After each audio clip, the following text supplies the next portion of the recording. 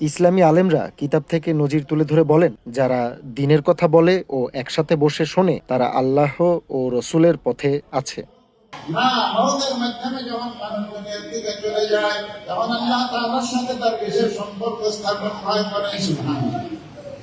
আমেরিকার নিউ ইয়র্কের মাটিতে অনুষ্ঠিত হলো ইসলামী ওয়াজ মাহফিল। 11ই নভেম্বর নিউ ইয়র্কের বাফেলোর ওয়ালডেন অ্যাভিনিউয়ে তাফসির মাহফিলের আয়োজন করে বাংলাদেশি আমেরিকান ব্যবসায়ীরা।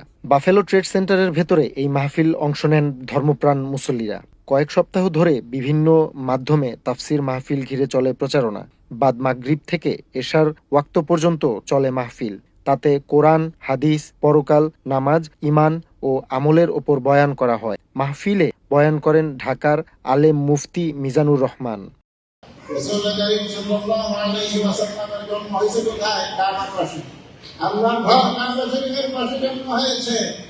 আমেরিকার জমিতে এমন আয়োজনে খুশি ধর্মপ্রাণ বাংলাদেশি মুসলিমরা। ভবিষ্যতে এমন আয়োজন অব্যাহত রাখার কথা বলেন আয়োজকরা।